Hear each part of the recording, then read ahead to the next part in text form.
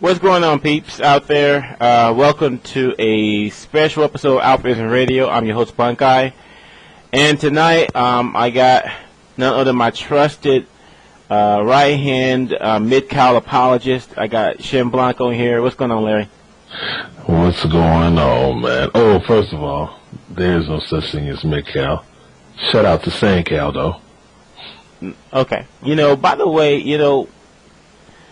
when I show up with my mid-cal T-shirt, I guess that's the announcement. The announcement is that I have secured the week for final round.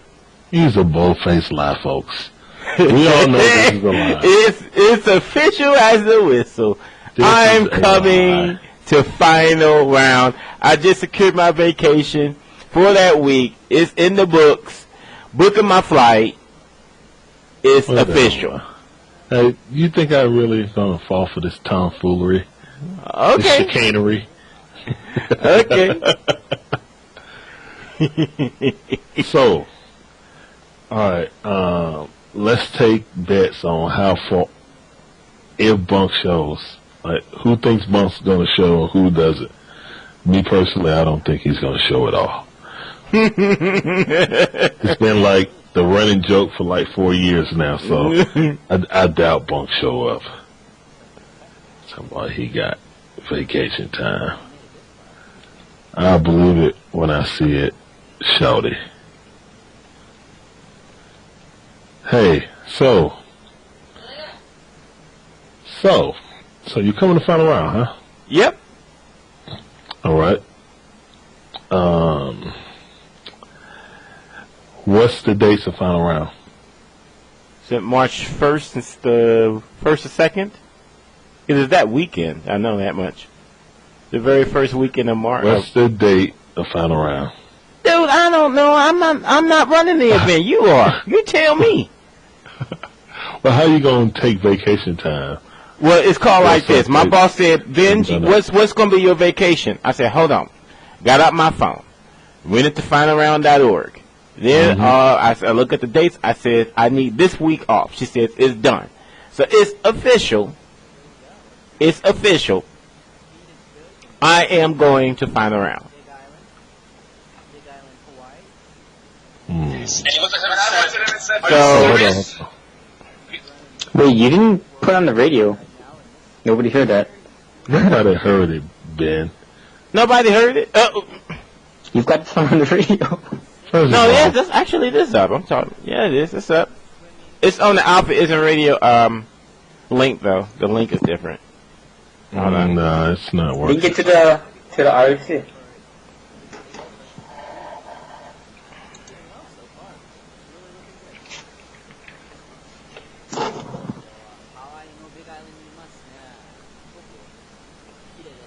No, Bunkei is full of caca, so. I just don't believe him. There's been, so many years. He said, yeah, I'm coming to final round. Then said, I got a tooth-ache. I can't come. Oh, my back itch. I can't make it out. You know what I'm saying? So, we'll see if Mr. Bunkei is telling the truth or if he's fibbing. And so when I show up, then you can pay for my dinner then. No, Shorty. Oh, what's wrong? What's wrong? Why am I going to pay for your dinner because you showed up at not being a liar for once? I'm just asking you to put your money where your mouth is. Now you saying no. I mean, if you're so sure. Yeah, if you come, then I'll get you something to eat, man. Oh, he's gonna take me to the rough part of Atlanta. I'll be knocked out of commission. What'd you squirt off? I heard some stories. I heard some stories. Not just kidding. Ain't like it's East St. Louis or something. Hey. Oh, I touched a nerve, didn't I? Nah, that's no. East St. Louis is no, man. That's I wouldn't go over there with the I wouldn't go over there with a tank. Oh man, come on, man. It's not that bad, man. Okay, you just gotta act like you're not, scared. I'm not. You know what? I take that back. It's like when I was young, when I was living in St. Louis, when we went over to East St. Louis, we always kept we only went over there for the liquor because in Missouri the state law was that you stop selling liquor at midnight. In Illinois, it was 2:00. So when we had a late nights, we go there. But there's this one corner store, this one store where it's like a drive-through. Yeah. We went in there. You always kept the motor running. You don't talk to nobody. You get there. You ask, put your order in. You give them the cash, and you get out. You get right back on I-70. Okay. So let's repeat this for those that didn't hear what the big announcement was. It's official as the whistle, folks. I am going to Final Round. I booked the week off. Okay, you booked the week off, but you haven't gotten your tickets yet or anything. Dude, they first of all, this news just came 3 days ago, so give me a little time. Plus, I am going to St. Louis to visit my family, so I'm a little bit tight on cash right now, so we're just going to have to wait until I get my bonus. Now, you see, there's a caveat right there, fellas. No, there ain't no caveat. Yeah. Ain't no caveat. That's an $1,800 plane ticket. I know. No, I'm talking about St. Louis. I got a question for you. We haven't spoken in a while.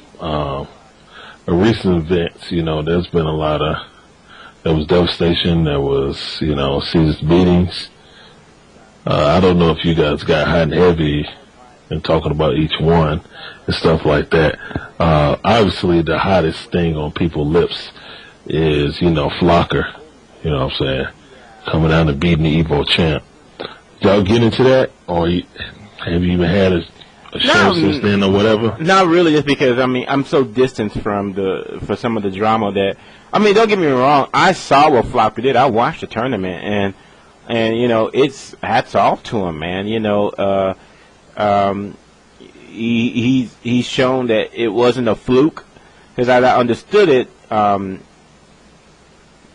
What was it? Like some type of exhibition or something. He did really good at that. Oh, it was a team tournament. Yeah, the team tournament. And he bodied in there, and then so hats off to him. So I really, I don't really know anything about him, so I haven't said very much because it seemed like he came out of nowhere. I know that he's from Puerto Rico. Well, really, he lives in Miami. He came to Final Round last year. Actually, after that, I started looking through footage just to see if he came to Final Round. But, that's week 3 Marvel at Final Round. So, that's different than how he's playing now. He had the same team, but he did not have trombone. And that's pretty much the difference in this team now. Mm-hmm. Well, that and his zero is ridiculous. But, it's funny because I look at Zero and Zero is hella. It seems like he's a hella good batterer for a Phoenix team. Not even that, man. I think Phoenix is just good. And dude, she's big style. Like most Zero players try to play him like Wolverine and just rush you down. But this guy was playing like he was playing Mega Man. Mm-hmm. You got to get around all his shots, and then once you do, you're going to get the lightsaber, because he is Darth Maul, and he will maul you if you make one mistake. Yeah, man. I was looking over, I was looking at the footage, man, and I'm going, that's how he's supposed to be played. Because, he's supposed to play. I like Marlon's way, and him and Marlon probably the two best Zeros I ever seen. Mm-hmm. But this guy, his keep away, especially with his assist and know how to play and using his buster shots. I don't know if hella annoying. That.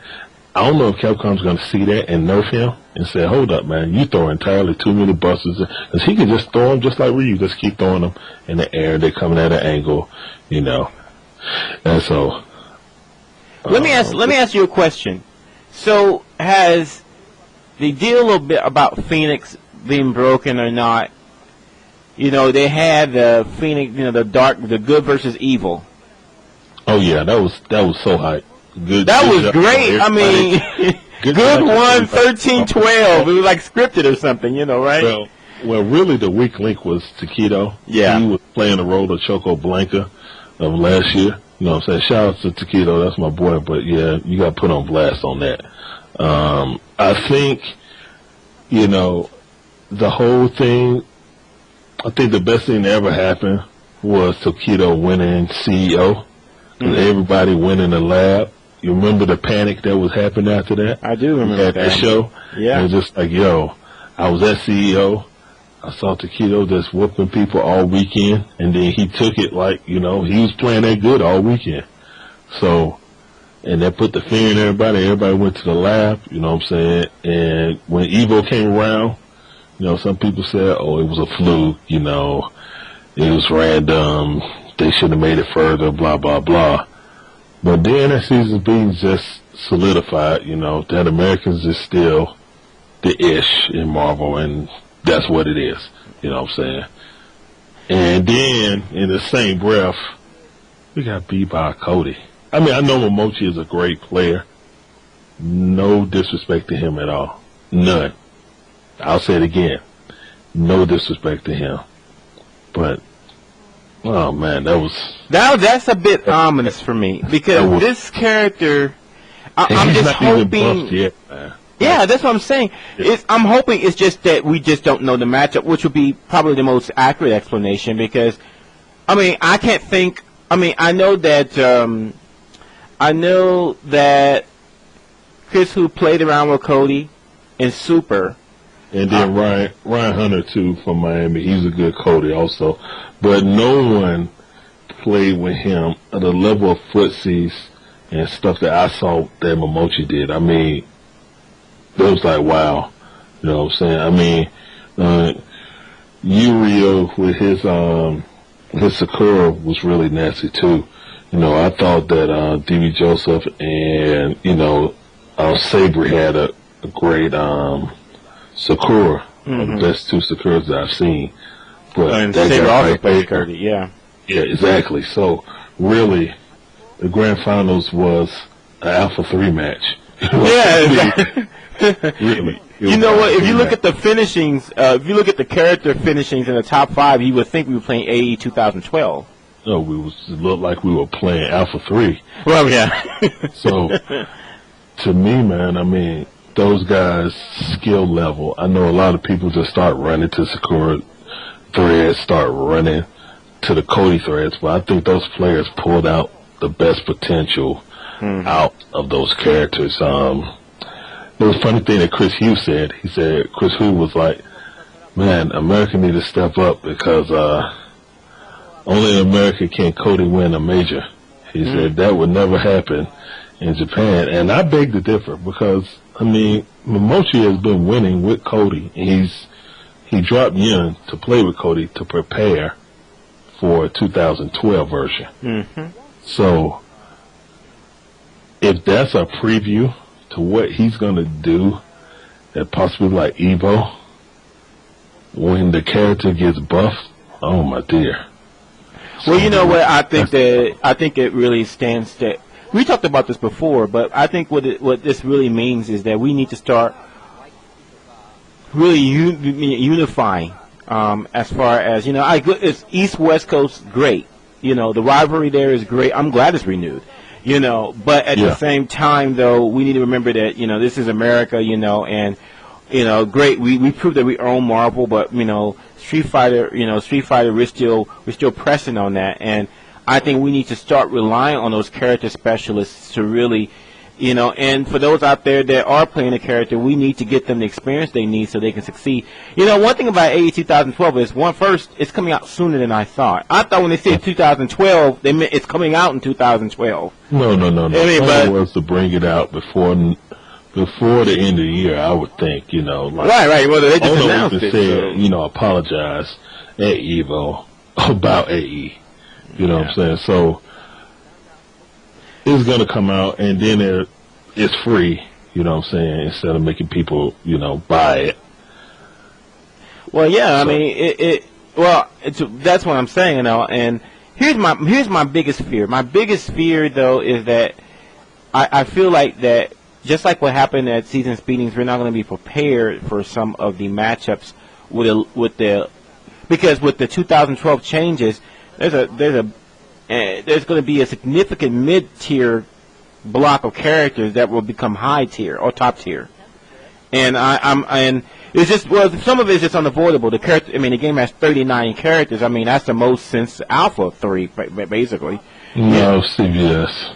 I mean, yeah, but I don't really count that as a Street Fighter game. But but I mean, it's a lot of characters to really account for, and it looks like that the vast majority of them will be useful, at least at some, in some cases. So I can't wait to play with Blanka. I know that much.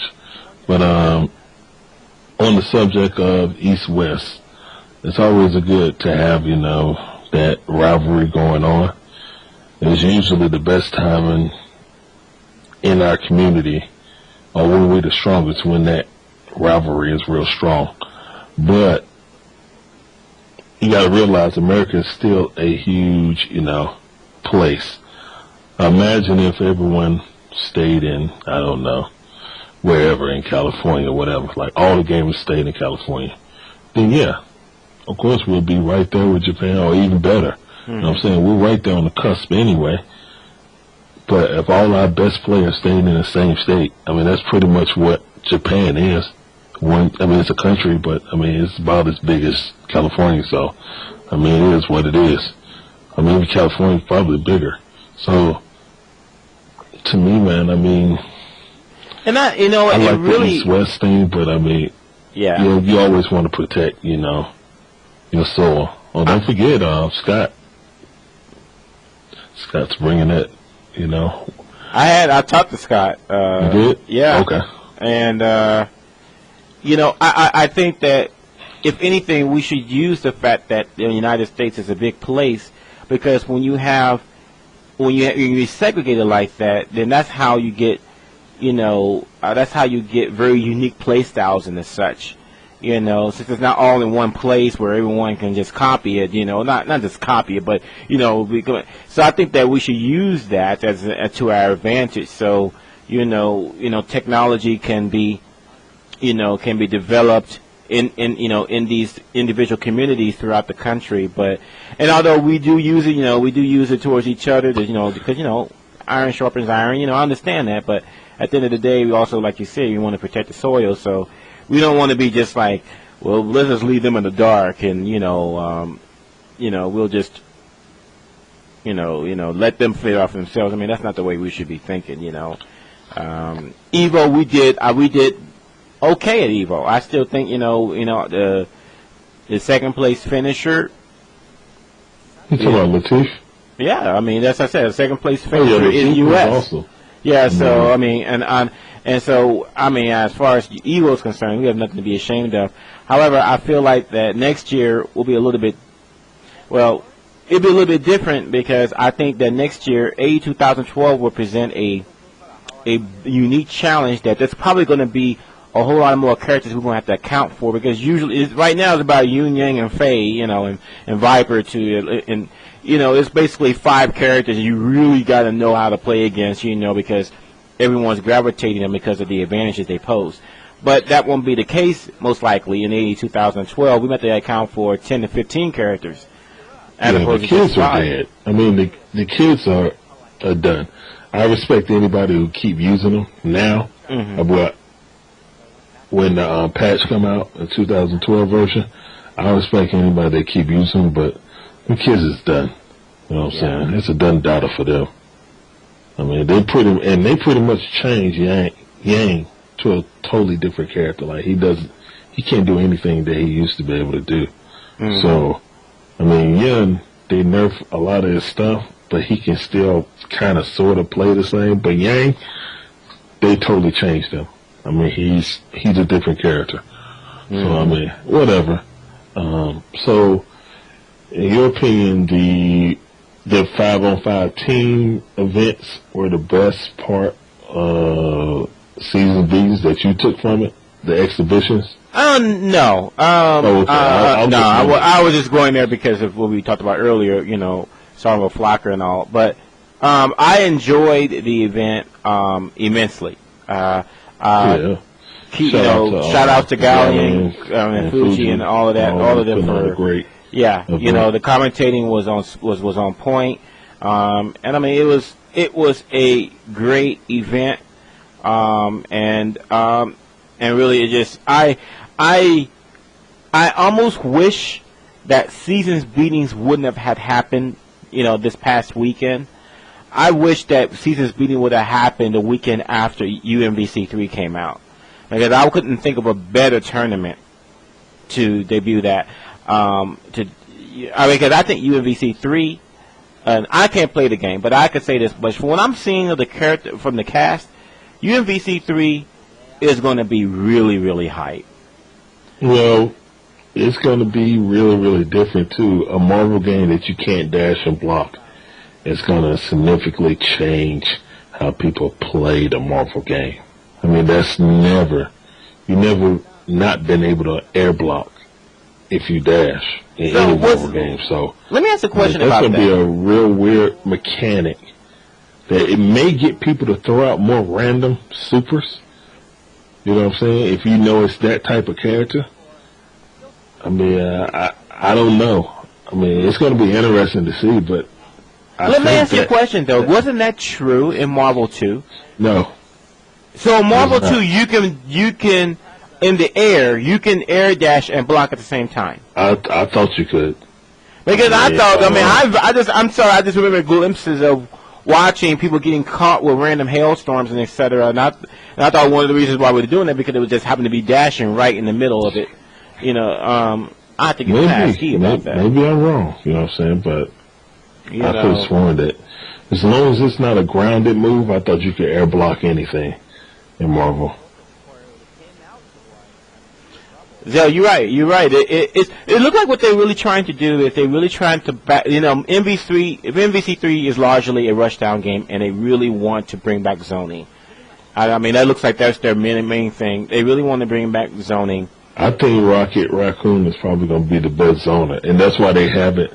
Like they're saving him for the last character, and then they release that information about you can't air, block, and dash in because they're tired of people. I guess they're tired of people dashing in, wildly and then blocking, and somebody call out a assist, and then you punish the assist. My only thing is, that Noel Brown's first team is going to be really, really nasty. No Dorm and Doom with hitting missiles. Yuck. Yeah, I mean that's gonna make Sentinel like okay. Air dash, sometimes you can just air dash and then block his launcher. Mm-hmm. Well, I'm throwing that out a lot now. I mean, I don't play the game, but I was just saying, if I did, anybody who thought about dashing or whatever, dashing and block, you can't do that. You got to commit. So, I mean, it could change a lot of things. I mean, whatever. I mean, people figure out it may not be that big of a deal, but then again, it may. I mean, I think it will be a big deal. I should say a big deal. I think it will be something they have to account for. I'm not sure. I'm sure that, there might be a point where we might be overstating it a bit. Because I honestly thought that in MVC2 was the same thing, that you could not block doing an air dash. Only because I just remember all the times where I'm watching, especially like, if I'm watching like MSP versus, Sandfax. I remember Storm, of course, running away, and she randomly, catches Magneto with hail, and I always thought that the reason why he got hit was because he was in the middle of a dash and he couldn't block. Well, maybe. I'm sorry. I mean, I'm just guessing. I'm not. I'm 100%. I'm not 100% sure. But, I mean, I just asked Ski, just for clarification on it, because I mean that would mean that means that at least it wouldn't be nothing that's like totally new to versus game players, So. Yeah. All right. The event for Caesar's beating. I enjoyed the whole thing. I mean, I wish I could have went.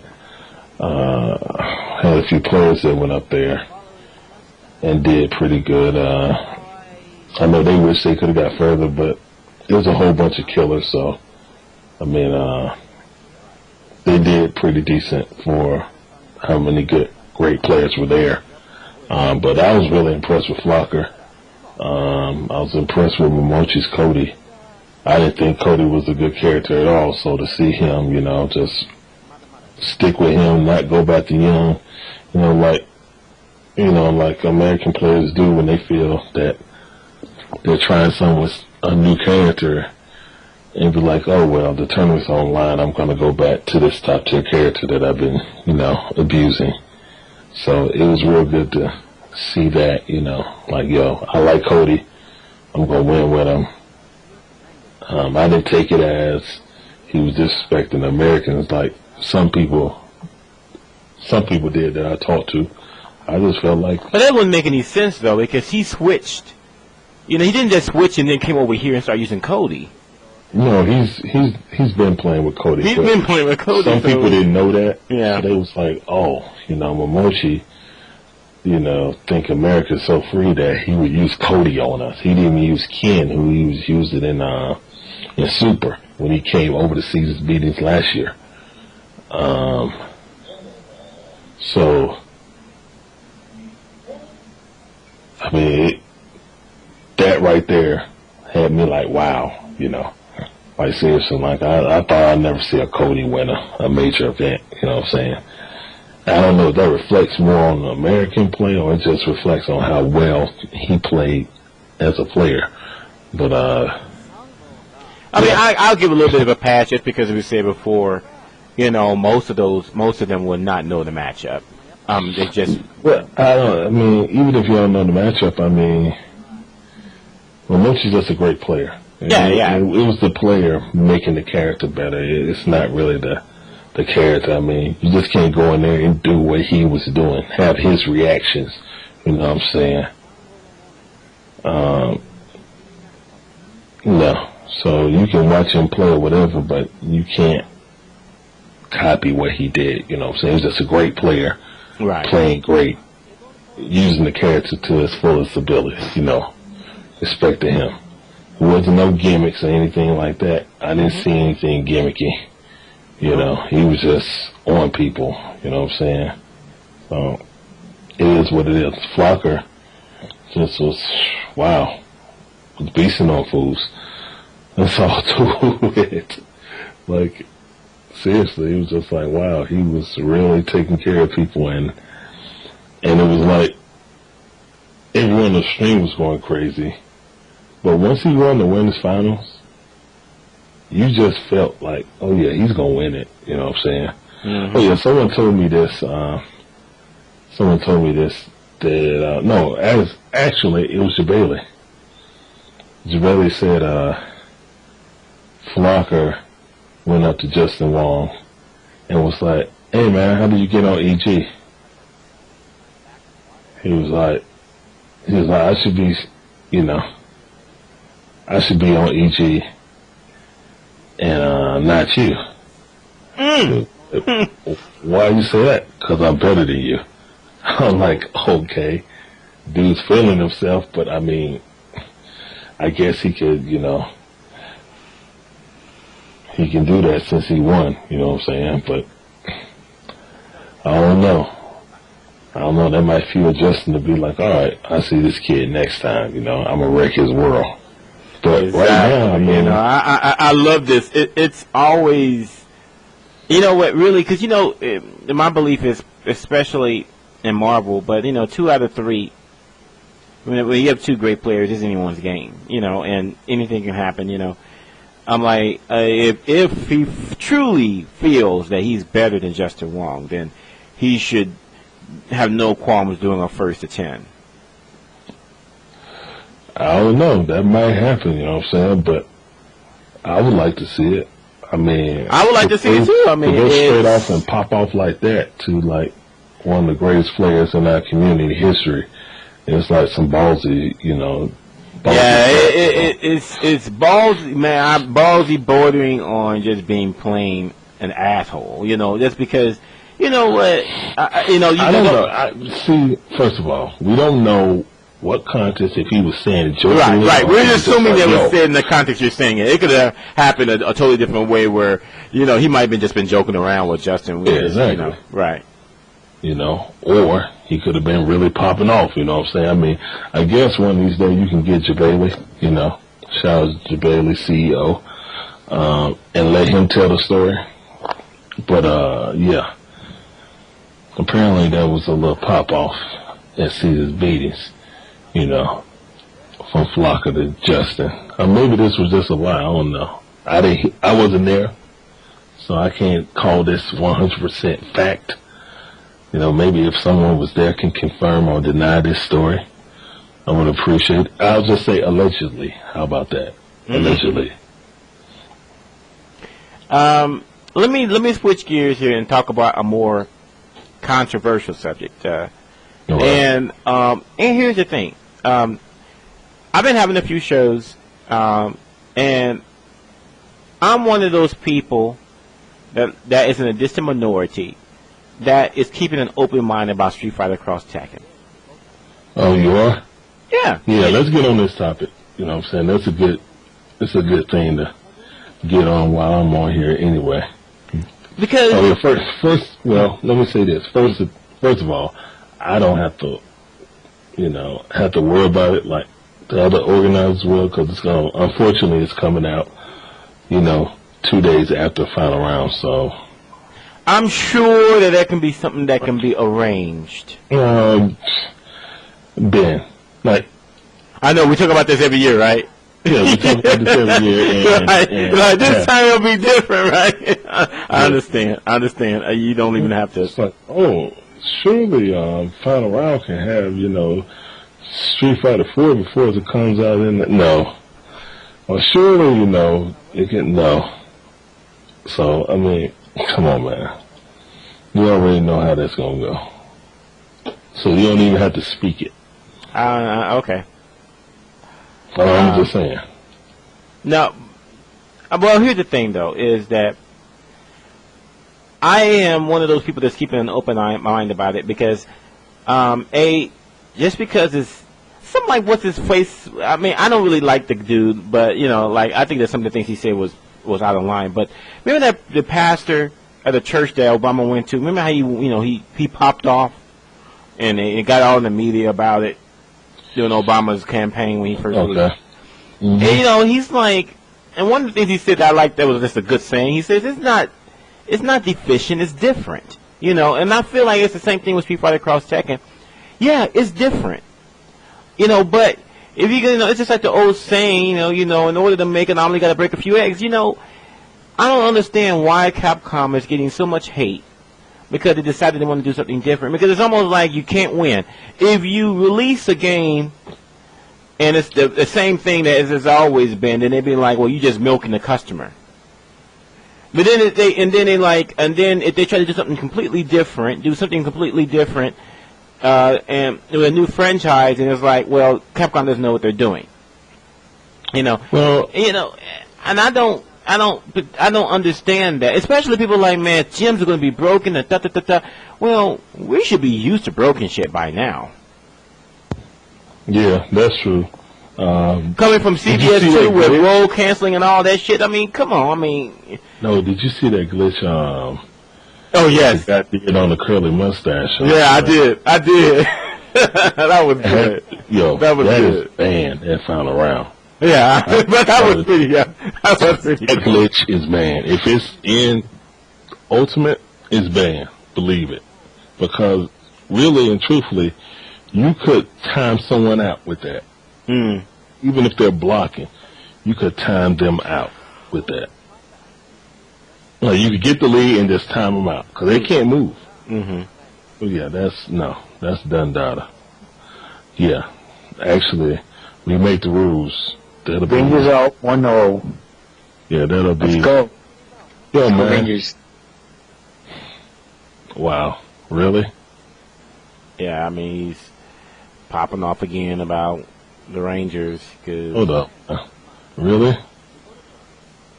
Oh, you lucky I can't kick you. Oh, you're so lucky I didn't make this room. But I got no dog in that fight, so I don't care. I mean, whatever. It's Philly's fault for sweeping the Braves anyway. That's all Philly had to do was just lay down like a dog, and they probably would have been in the World Series right now. So, whatever. But anyway, on the whole gym situation, me, since I run and organize a tournament, of course I brought this up to several organizers around the community. We all had a general, thought about, maybe we'll just let the community, see what it is and then sort it out, in a few months. But the serious thing is, at the time we were discussing that, we didn't know there was going to be at least 100 gyms. Like, I'm thinking, okay, 10, maybe 20 gyms. But then they said, oh no, it's going to be like 100 plus gyms. So that's when I'm thinking, okay. And then they said there's certain gyms that you get when you buy the collector's version. So I don't know if you just get those unlocked immediately, or because right now they said there's no downloadable gyms.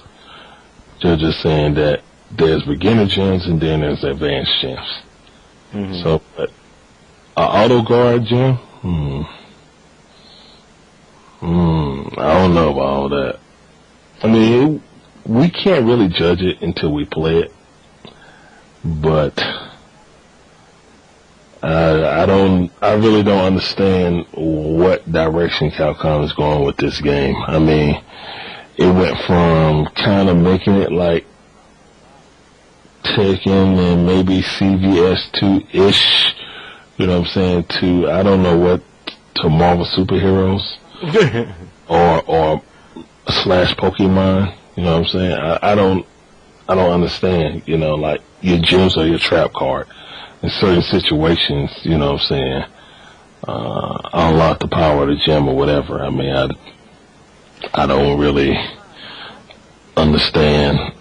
I mean, I guess they're trying to not make your character so standard, like a certain gym would increase your abilities or something, I mean, I get what they're trying to do, but I don't know how the community will take a hold of that and run with it, Good luck to everyone who's gonna have it in their tournament, I'm sure people are gonna want to play it.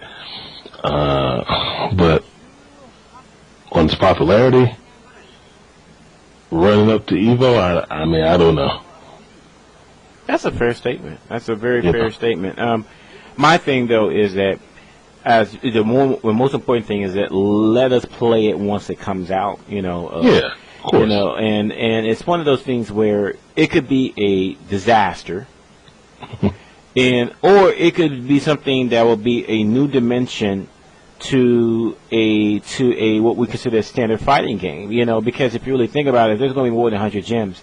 Even if someone finds something that is quote unquote very powerful, that because of the fact that you can equip 3 of them, you can equip 5, sir.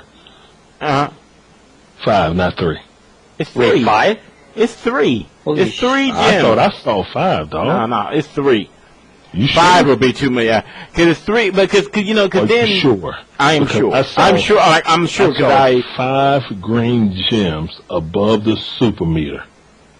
There was the very latest one they showed. It showed 3 of them. Okay, well, the first time I saw the gems, it had 5.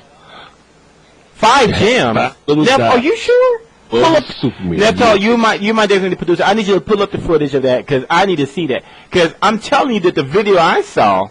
I just asked on the IRC and like 3 people said 5. What? 5, shorty. 5. Okay. It's truly outrageous. Man, okay. Okay, well then, wow. So, okay, well actually it only, so really, even if someone comes up with 5 gems, 5 combinations of it that makes the something quote unquote super powerful, you know there's still going to be a lot of people going in a lab and trying to come up with something that top that, you know. And plus, you know, even though if you got a set of 5 gems, well maybe it's that 5 gems is good for a particular set of characters, maybe not for another particular set. For example, I know there's one that does the damage boost, right? So I was asking the question. I was thinking about a scenario. If Geef, as it stands right now, his power driver does 30%. No shits, no giggles. Yeah. 30%. You up the damage on that. I was thinking, so what happens if you up the damage on it, using those gems, and then you go into Pandora mode? You did. So if he lands one of those, 70%? Chunk the deuces. Because I know a lot of people are like, well, Pandora mode is useless. That's what you think. I think that there's going to be a use for it. Actually, I think Pandora is going to be the key. Like, pretty much, I'm wondering if you cut on Pandora, do you reset your juggle? Because if you do, you'll probably kill some people.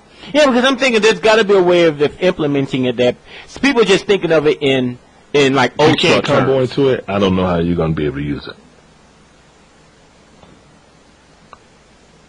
I mean, there's got to be a use for it. They wouldn't have put it in the game only for 8 seconds unless there was going to be a good use for it in a particular scenario, and we just haven't found it yet. You know. By the way, one thing that I did confirm, I was reading some articles. Links are in the game, and they are distinct from chains. People were complaining that you can't chain into specials. No, you can't chain into specials, but you can link into specials. Yeah, you can link into the chain, but my thing is this. If I really don't care, man. I just want the damage boost and the auto guard. I mean, if I'm playing with Hugo, that's all I want. I mean, it's easy, right? To think that the damage boost and auto guard, you'd like, it's free. It's free, right? I got a chain combo to knock you up and then switch you out to the, like, air grab. I grab you out of the air. Boom. I mean, that's going to take a lot of damage. I don't know, man. And then, look, man, they give me auto guard, especially if it's on something like a sweep that's slow. I'm just going to walk at you. Or especially if you can't, you know, tune one off that sweep or something like that. I'm just going to walk into it, and then I'm going to grip you. I don't know, man. I mean, we'll see how the gem system works. You know what I'm saying? What gems they'll have, you know, what trap cards they'll have. You've activated my trap card. Whatever. I mean, but everyone will give the game a chance. I know a lot of people are thinking it's going to be stupid or this, that, and the other. Play the game, give it a chance, see what happens. You know, because, you know, I have found that in the past, when it comes to stupidity as far as gameplay, it's always stuff that Capcom didn't intend of being in the game. The players usually find the gameplay stuff and make it a part of the gameplay. Right. So, I mean, to me, it's not really what they're putting in the game that really gets me going. It's, what are people going to find to exploit. One of the things that I was just thinking of is, okay, so, by the way, I'm letting you know, I don't know, Capcom might be trolling us. I don't think he's actually in the game, but in the latest Capcom teaser, they teased Mega Geef. Yeah, man, I don't know how the gem system is really going to work for Street Fighter Cross Tekken, but it should be interesting. Yeah, man. I mean, that's the thing. You know, I know that the knee-jerk reaction is that it's different, so it's got to be bad. You know, but you know what? Here's the way I look at it. Even if it is bad, there will be most likely something good that will come out of it. You know, I mean, it's one of those things where, I mean, people have short memories. I remember way back when Super Turbo was announced and they put in and they was going to have super meters. There was definitely those who did not like the fact that they were going to put super meters in the game, and it turned out.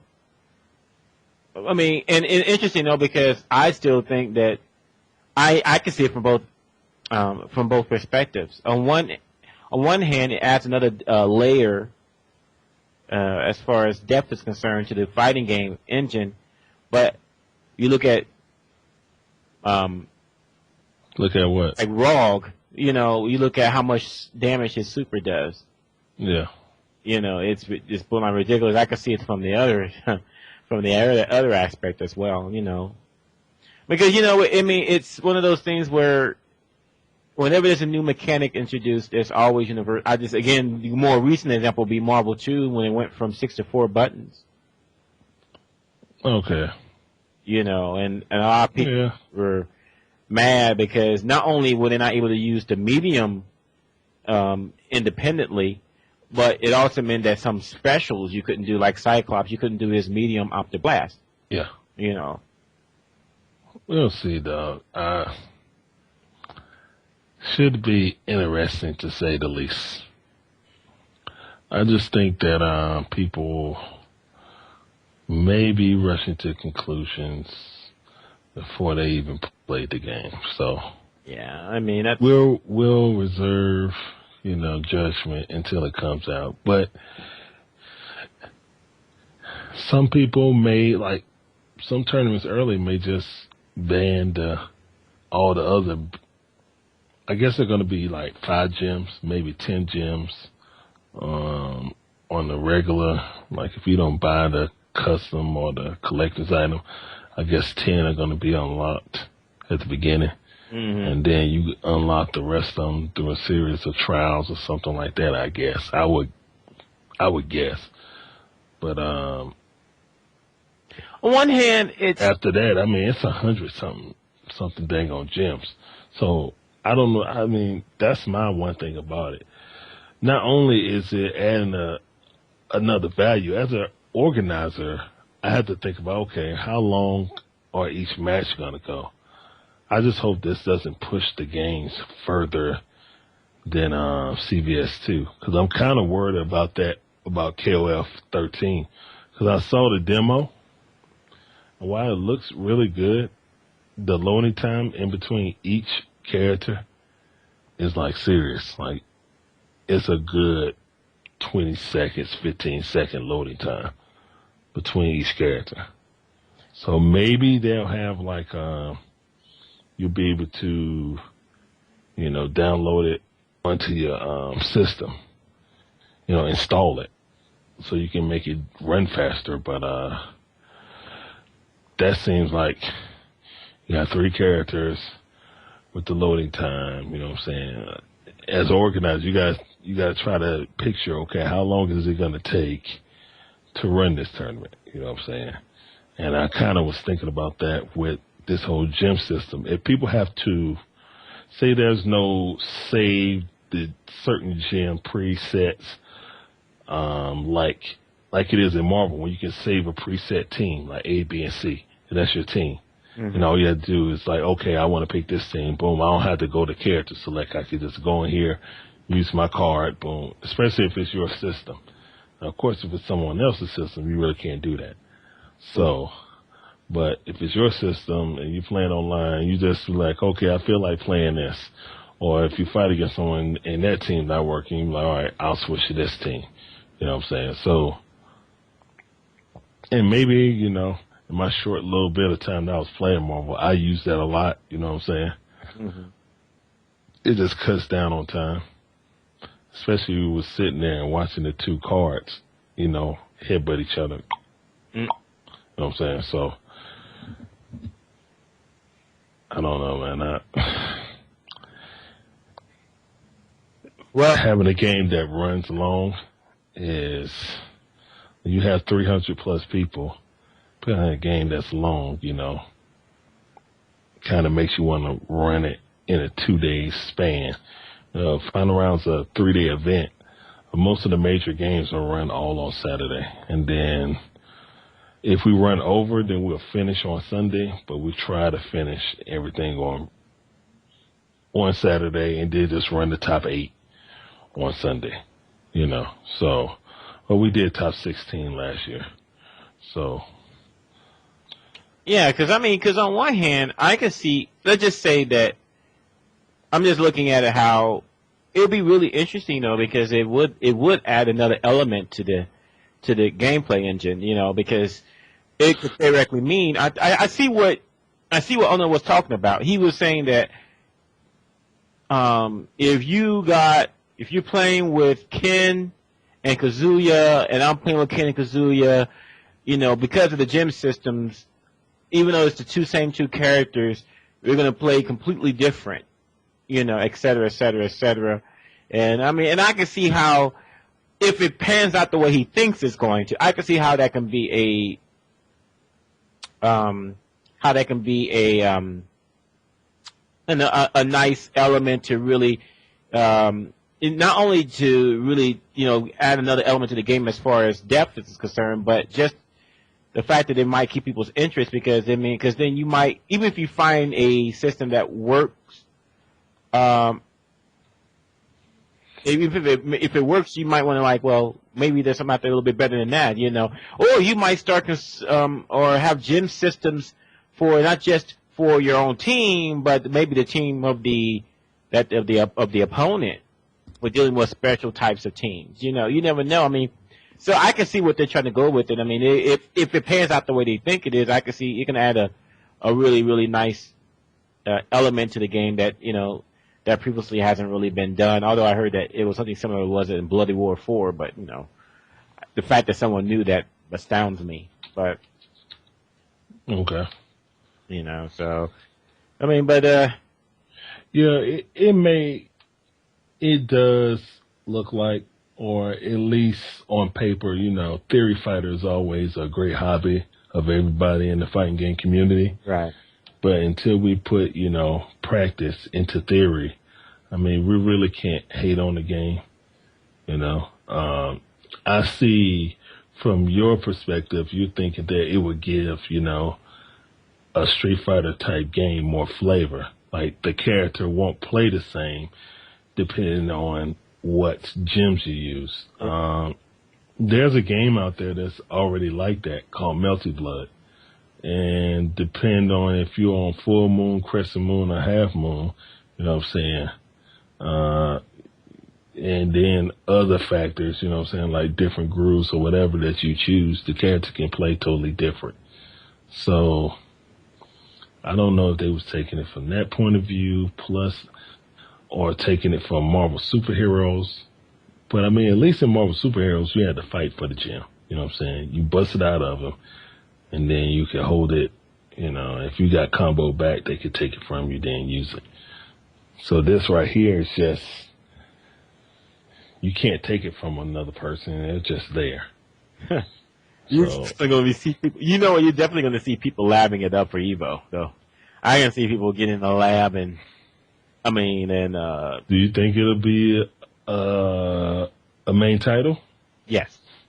Despite, there's a saying. So which game is going to be kicked out? Because right now, Evo went from a lot of games to a few very fast. I think that. Name the roster.